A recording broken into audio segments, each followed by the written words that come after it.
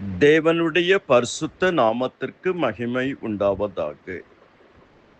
அந்தரங்கத்தில் பார்க்கிற உன் பிதா, அந்தரங்கத்தில் பார்க்கிற உன் பிதா தாமே உனக்கு வெளியரங்கமாய் பதிலளிப்பார். மத்தேயு 6:4 அவ்வாறு சொல்லுகிறது. மத்தேயு 6:6, மத்தேயு 6:18. இந்த 3 இடத்தில் அந்தரங்கத்தில் பார்க்கிற பிதா 3 அறிவுரைகள் இயேசு கிறிஸ்துவின் வார்த்தை. முதலாவது, நீயோ தர்மம் செய்யும் பொழுது, உன் தர்மம் அந்தரங்கமாய் இருப்பதற்கு உன் வலது கை செய்கிறது, உன் இடது கை அறியாதிருக்க கடவது. அந்தரங்கத்தில் பார்க்கிற பிதா வெளியரங்கமாய் பதிலளிப்பார். தேவன் தான தர்மமும் நன்மை செய்வதையும் மிகவும் பிரியமாய் இருக்கிறார். அன்றியும் நன்மை செய்யவும் தான தர்மமும் பண்ண மறவாதிருங்கள். இப்பேற்பட்ட பலிகளின் மேல் கர்த்தர் பிரியமாய் இருக்கிறார்.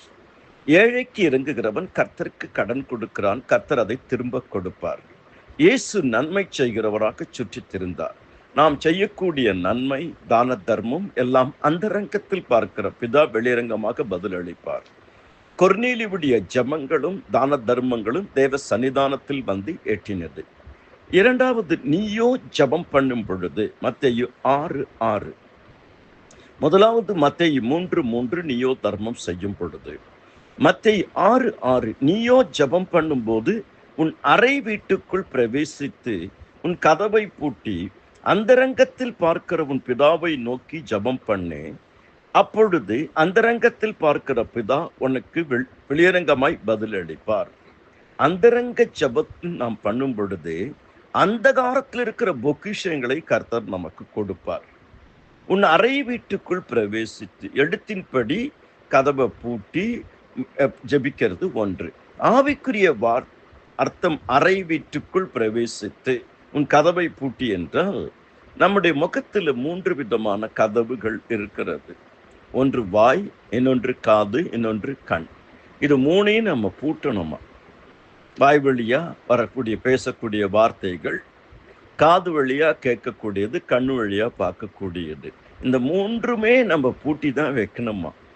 அப்ப இது 3லேருந்து தான் மெசேஜ் ஒன்று மூளைக்கு போகும், இல்லைன்னா இருதயத்துக்கு போகும். கர்த்தருக்குள் அருமையானவர்களே, அந்தரங்கத்தில் பார்க்கிற பிதா, ஜபம் ஜபம் ஜபம், ஜபமே ஜெயம். மூன்றாவது, நீ உபவாசிக்கும் பொழுது மாயக்காரரை போல முகவாடலாய் இராதையுங்கள். அவர்கள் உபவாசிக்கிறதை மனுஷர் காணும் பொருட்டாக தங்கள் முகங்களை வாட பண்ணுகிறார்கள். அவர்கள் தங்கள் பலனை அடைந்து தீர்ந்ததென்று மெய்யாகவே உங்களுக்கு சொல்லுகிறேன். நீயோ உபவாசிக்கும் பொழுது அந்த உபவாசம் மனுஷர்களுக்கு காணப்படாமல் அந்தரங்கத்தில் இருக்கிற உன் பிதாவுக்கே காணப்படும்படியாக உன் தலைக்கு எண்ணெய் பூசி முகத்தை கழுவு. அந்தரங்கத்தில் பார்க்கிற உன் பிதா உனக்கு வெளியரங்கமாக பதிலளிப்பார். மத்தேயு 6:16-17.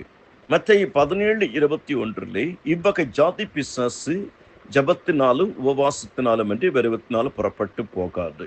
3 காரியங்கள்: தர்மம் செய்யும் பொழுது, ஜபம் பண்ணும் பொழுது, உபவாசிக்கும் பொழுது கர்த்தர் வெளியரங்கமாக பலனளிப்பார். கர்த்தர் உங்களை ஆசீர்வதிப்பாராக. ஆமேன், ஆமேன்.